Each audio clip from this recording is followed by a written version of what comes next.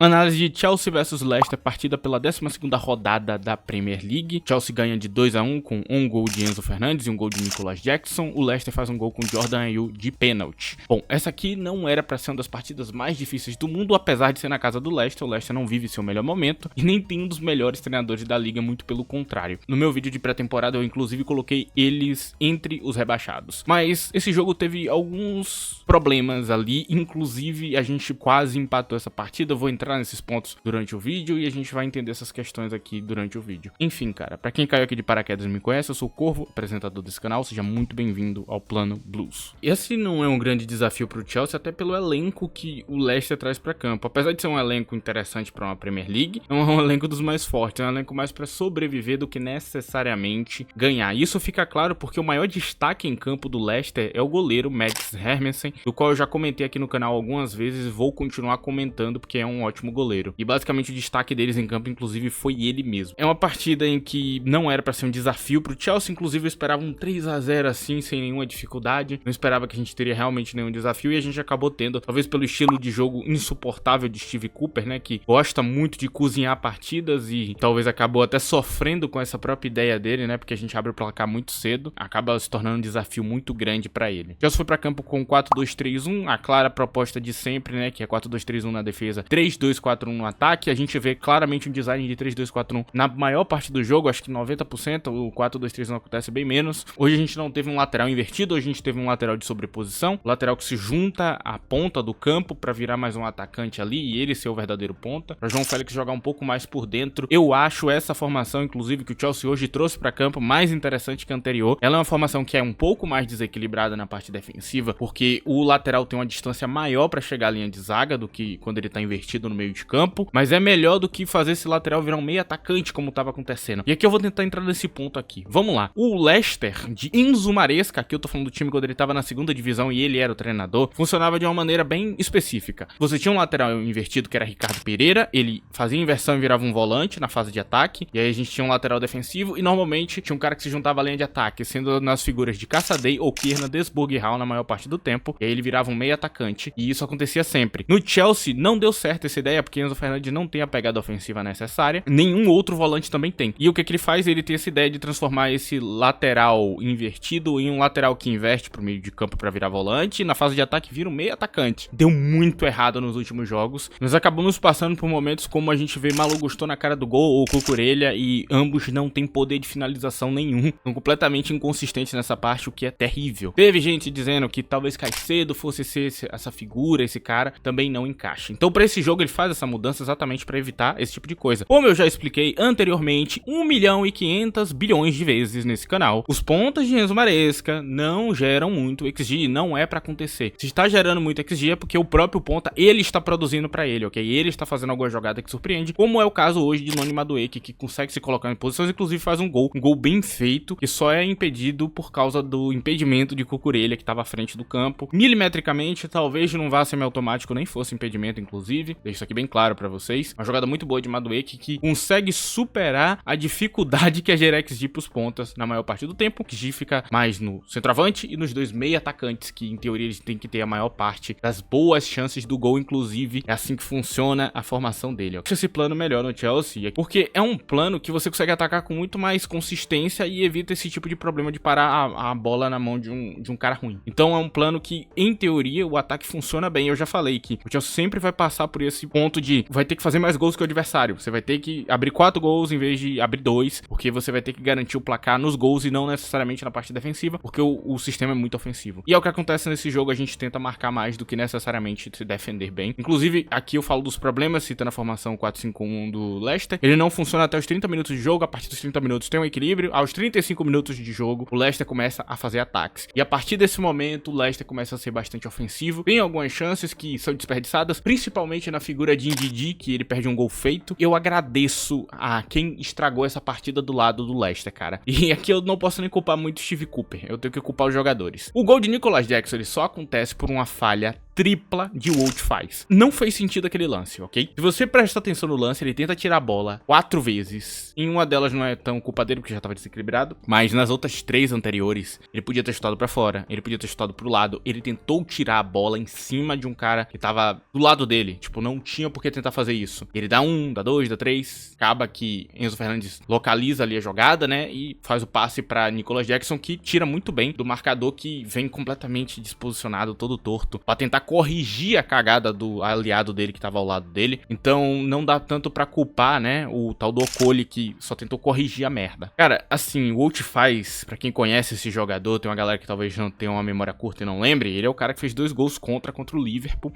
Ele é um cara que faz muita cagada, inclusive na Championship ele fez um monte de cagada. É um marcador terrível. Ele é um cara que depende do jogo, né? Tem jogo que ele entra e joga muito bem, tem jogo que ele entra pra sacanear e hoje foi o dia dele. Ele fez um monte de cagada durante a partida, que eu não vou ficar citando, mas basicamente isso. E eu agradeço também a Ndidi, que também foi outro que fez um monte de cagada, inclusive merecia ter tomado um cartão vermelho na entrada que ele deu em Palmer. Aquilo é vermelho em qualquer lugar do mundo, apenas na Premier League. É permissivo o suficiente que o cara dê uma entrada daquela e saia ileso. Aquilo podia inclusive ter lesionado Cole Palmer. Foi uma jogada completamente imprudente da parte dele, ele vem com o pé alto, completamente descontrolado, inclusive não foi só ele, né? Teve muito jogador do Leicester que saiu distribuindo carrinho igual maluco aí, uns carrinhos perigosos que, se por exemplo o João Félix deixa o pé dele de propósito, era vermelho, mas ele ia se lesionar e ele não quer, então ele pula do lance pra tentar evitar que ele perca a temporada inteira com uma lesão grave. E cara, é loucura isso aqui, mano. Eu não sei se foi ideia do Steve Cooper fazer essas faltas e tudo mais, porque parecia ser um padrão quando você olha ali a partida. E não tirando o mérito do Nicolas Jackson, a execução de finalização dele e do lance foi muito boa, ok? Quero deixar isso aqui bem claro. Inclusive essa partida dele foi uma partida legal, apesar de ter alguns pontos ali que eu poderia entrar. Do ponto de vista tático é basicamente isso, cara. É um Leicester que não tenta fazer nada na maior parte do tempo, com um plano destrutivo, de não deixar o Chelsea criar, muita batida ali no meio de campo, na linha de criação do Chelsea. Não consegue evitar, e quando não consegue evitar essa transição rápida do Chelsea, eles tentam parar com faltas. Foi basicamente um resumo do que a gente teve dentro da partida. Agora, o Leicester, quando ele chega ao nosso ataque, ele tem muito espaço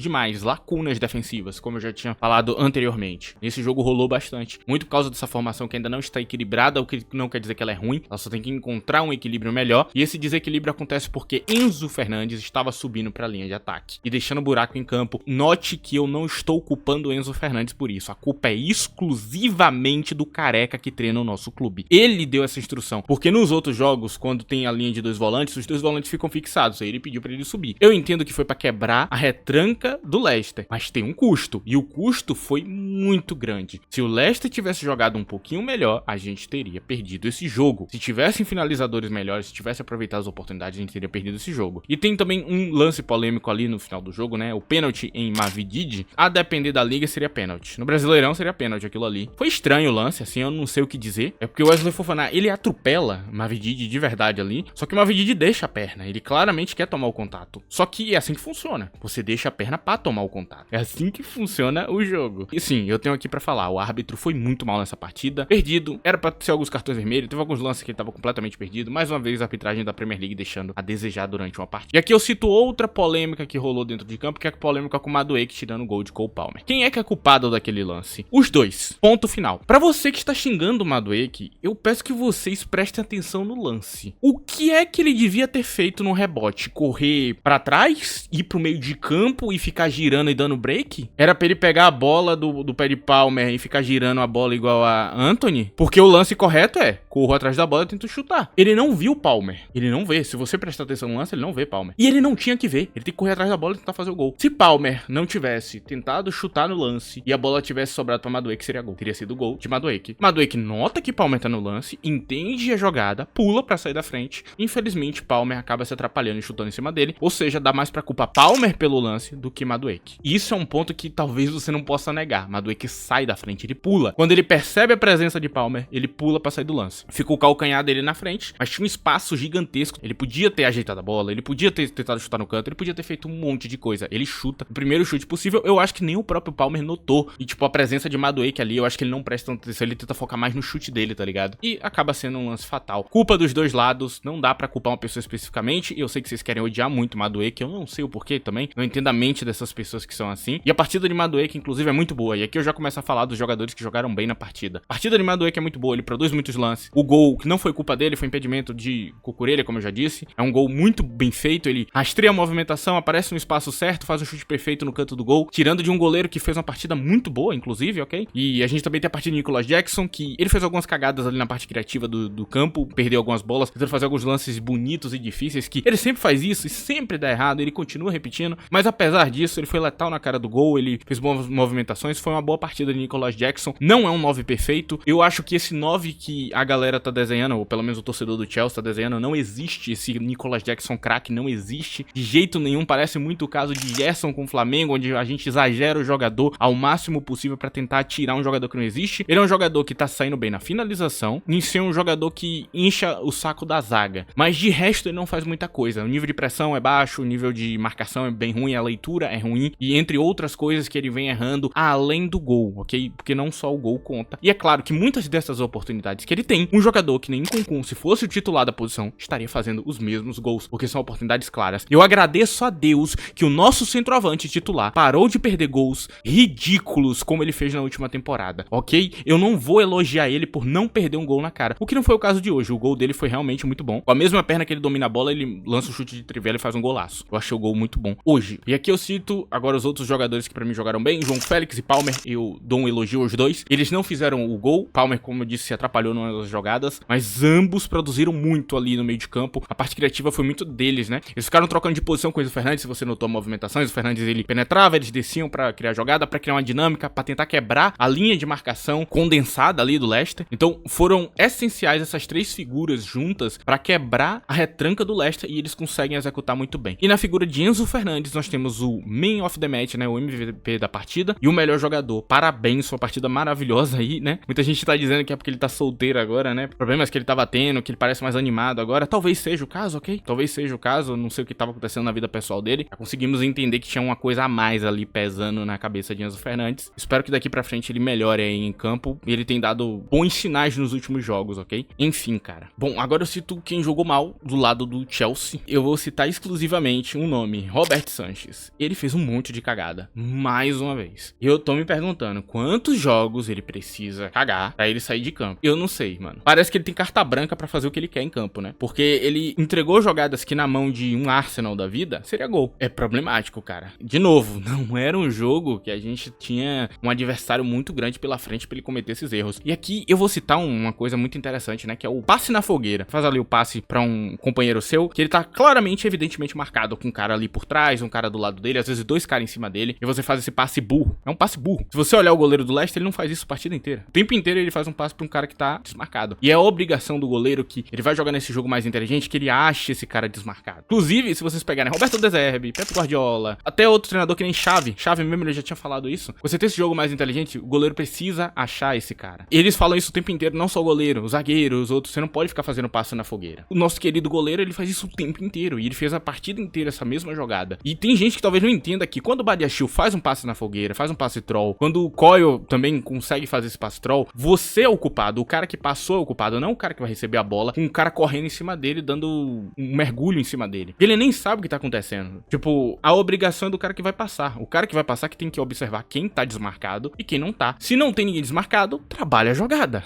É assim que funciona. Você não pode dar o primeiro passe preguiçoso que você achou pela frente e achar que tá tudo certo. Então, Robert Sanchez, muitas das jogadas ruins vem disso aí. O pênalti, muita gente falou e tudo mais, ele tentou esperar até o último segundo, o que é o certo quando o jogador bate lento, ok? A maioria dos goleiros faz isso. Goleiros bons que defendem pênalti, eles esperam até o último segundo. Acabou quase pegando, não conseguiu. Eu já imaginava que Jordan Ayew ou Mavididi ia fazer um gol quando os dois entraram. Eu até falei isso no Twitter. Cito o Leicester aqui, jogadores bons em campo, só o goleiro deles, Matt Ramsey, partida maravilhosa, salvou um bocado de lance. Que goleiro bom, cara. Bom com os pés, bom defendendo, boa leitura, boa antecipação das jogadas. Ele sai muito bem do box, né? Sai da área ali pra fazer as jogadas de passe e tudo mais. Maravilhoso. Goleiro que podia estar em clube bem maior. Inclusive, que goleiro bom, cara. E aí, o Chelsea podia ficar de olho nele, né? Que não é caro. Não é um goleiro caro, não é um goleiro que tem uma multa gigantesca por trás pra poder segurar ele. É um goleiro que, mano, tá acessível, ok? E ficou claro por esse jogo que ele é muito melhor que o Robert Sanchez, né? Porque você olha a partida de um e olha a partida de outro, pelo amor de Deus. E não tem mais ninguém pra elogiar que jogou bem do Leicester, até porque